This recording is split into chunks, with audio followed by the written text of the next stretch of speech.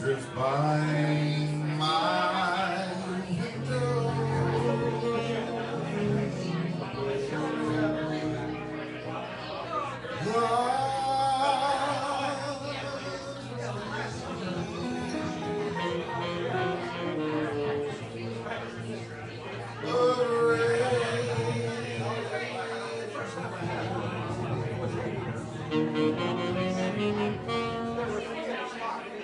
I see your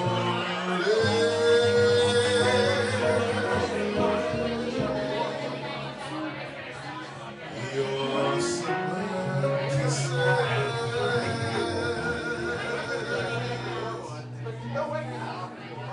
your sunburned hand.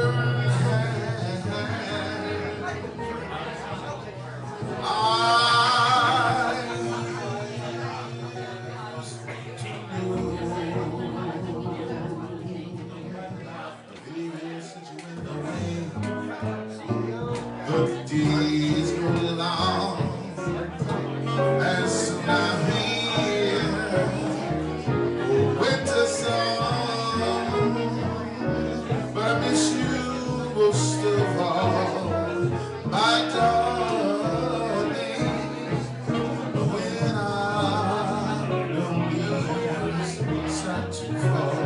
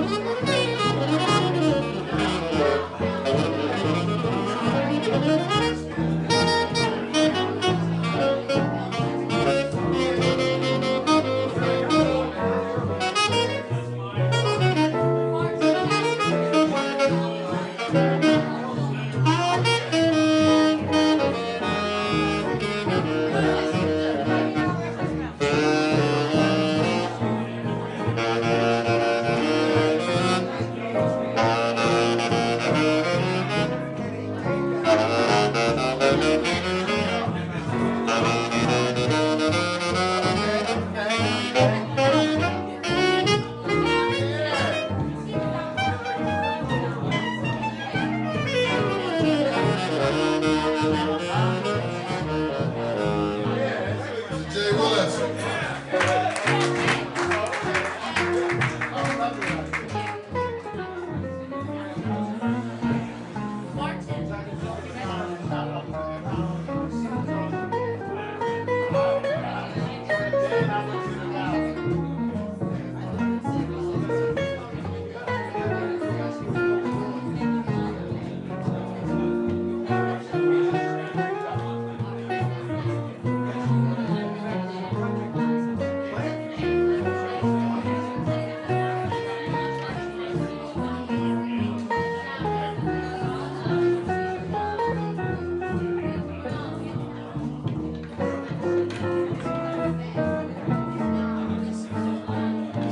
Mark Strickland.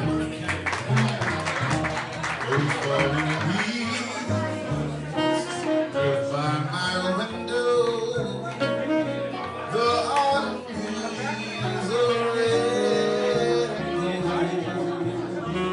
I see your lips, your summer kisses, your sunburned hand I used to hold. Baby, since you went away, the days go long, and soon I'll hear a winter song.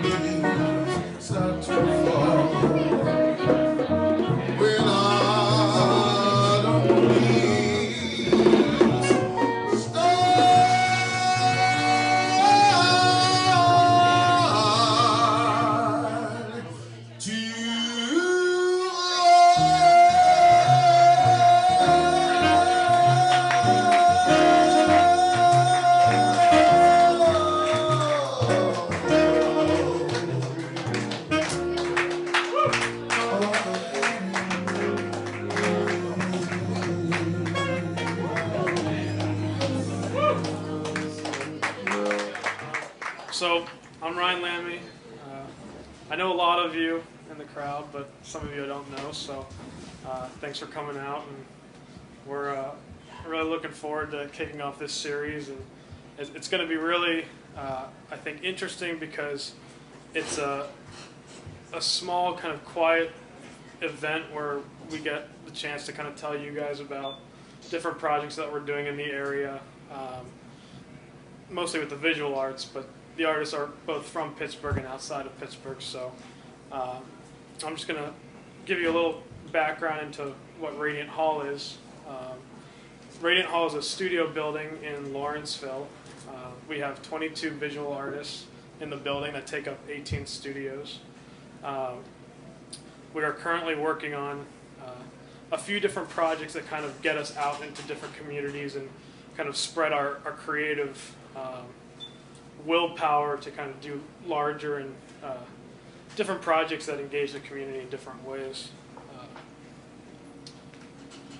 So what I'm just going to show you are a few different photos of our spaces in Lawrenceville. We basically set up a communal setting where artists are given a certain amount of space to occupy, and then they're still kind of in a larger room where they can interact with other artists and still kind of be engaged with what's going on while maintaining their own personal private spaces. This was actually taken this morning, so it's a very relevant shot. This is just going to give you an idea of some of the studios that we've, some of the artists and some of their studios look like that we've had over the last year. Geogi isn't actually with us anymore, but she had one of the most photogenic studios. That's my studio. And this is just to get you kind of acquainted with the space and some of the artists. This is Seth Clark's studio, who we're going to be talking to tonight. Lisa Considine. So what we're kind of focusing on is a studio-centric program where the private space of artists and where they make the work is almost just as compelling as the actual work that they end up producing. So that's what we try to focus on, and we find ways of documenting and then also talking and exploring those different spaces and engaging the artist in different ways to collaborate with outside resources and individuals and other businesses. So Paul Rufeo, Terry Boyd, and almost all of the artists in the space are very active. So if you ever go to a Cultural Trust event or other gallery spaces, the odds that one of the artists that we have in the studio is a Radiant Hall artist is very likely. Liz Rudnick. And this is just an infographic that we made from our first year of being around, and taking all the open studio events that we've done and different collaborations, using those numbers and basically multiplying those by the number of artists that we've had in the space. That gives you how many new experiences there could have been, or that we provided to the community for somebody to see something that they wouldn't normally have seen. And so that's kind of a brief overview of Radiant Hall, and we are working on several different projects that aren't well formulated enough to talk about, but it gives you a good starting point for some of the things that we're trying to do.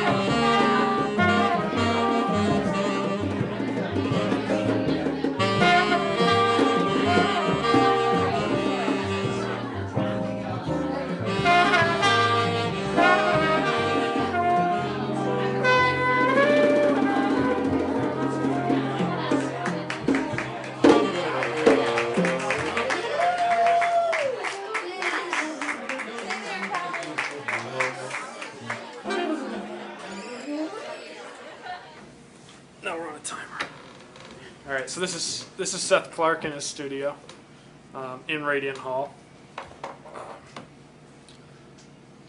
So if you want to introduce your project. Yeah.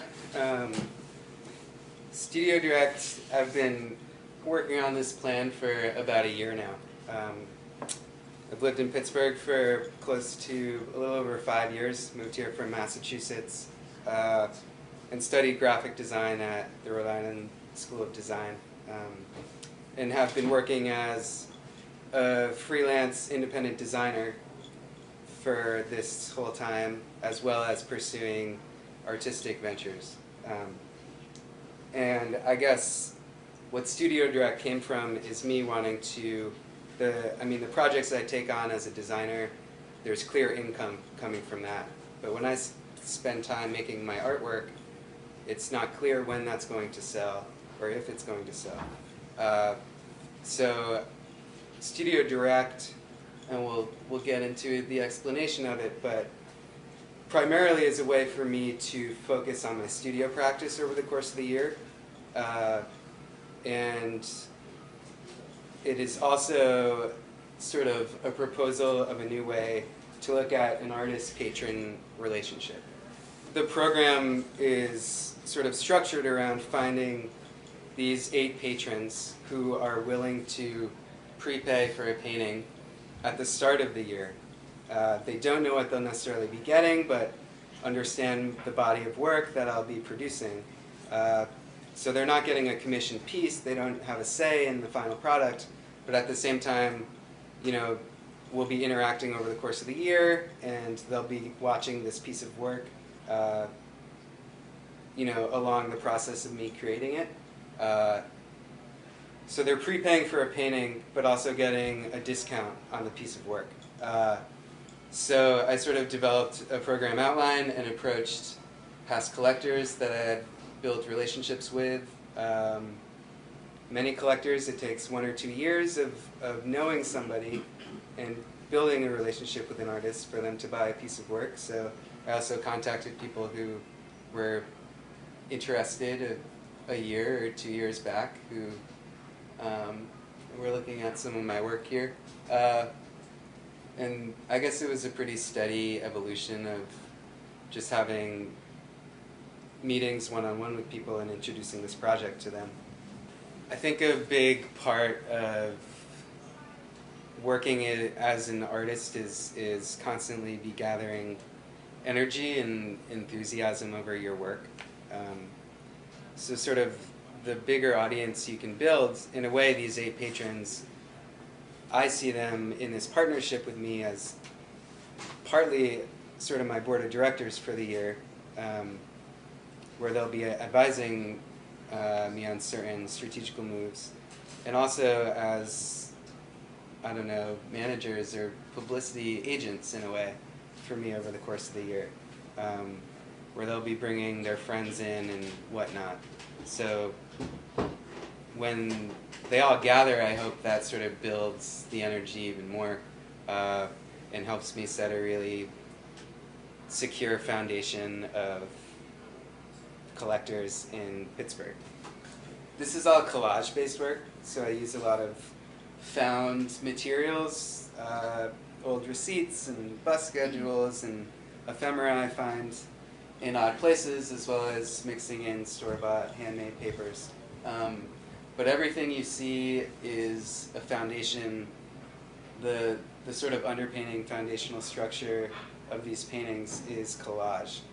And then there's charcoal and all different types of media put on top of that collage to create depth. And I mean, you're seeing a lot of collapse and decay. And I guess my main reason for capturing this subject matter is really focusing on the innate qualities of collapse. These huge forces of permanence, these man-made structures are constantly evolving into nothing. This foundation of income allows me to work at the scale I want to be working at, and not worry about that final sale of that piece. there any more questions before? Seth, are you working for pictures? Yeah, I source a lot of imagery from the web. I started this body of work from actual abandoned houses in Detroit. But now I'm tending to, this is a piece in progress, so you can see like the layering process. I'm tending to digitally I'll find a window or door or perspective I like from one photograph over the span of 40 different photographs, and digitally do a sketch, and then do the final drawing off of that digital composite. Have you done any research in Pittsburgh? Subjects? Research I mean, there's so much inspiration in this. Yeah. Well, that was on my desk. And how do you think about pricing? Is that very complicated or very easy? I price. I mean, that's something it takes a while, I think, for artists to be comfortable with. I price by size. So specifically with this project, Studio Direct, there is a certain amount that they're putting forward, and that relates directly to a 3 by 3 foot painting, or a 9 square feet painting. How do you find your patrons? Networking. Things like this, it takes a long time to sort of build that network. But having different shows, I've shown all around the city over the years that I've been here. We have open studios at Radiant Hall where a couple hundred people come through from the community, and just sort of constantly just introducing yourself to people. How else do you promote yourself? The studios are open 24/7 to the artists, but we do have, if anybody emails me, I give them a private tour, I give them the whole background, I make the time to make sure everybody hears the same information, and we also have open studio events 3 to 4 times a year. So, the next open studio is May 1st, so, and it'll be on a Thursday, not the third Thursday, but it will be at night, and we normally have wine and refreshments, so it's a good opportunity for everybody to come and meet the artists and talk about the work. And the building normally changes, so if you go there for one open studio, the next time you go, it's almost always completely different. So. And where did you come from? You were always in Pittsburgh. Well, I'm from Gibsonia, PA, originally. That's where I lived. And then I went to Brooklyn for 5 years for school.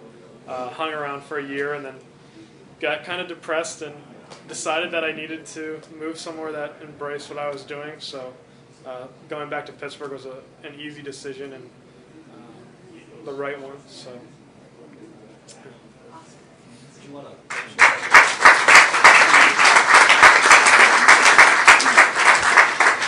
Yeah, there's some links on the website with other clouds.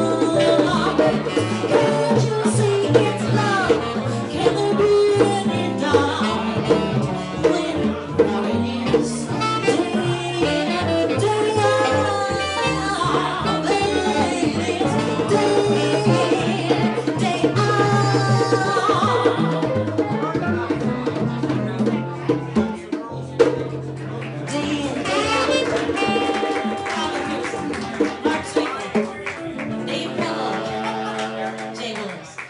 Yeah.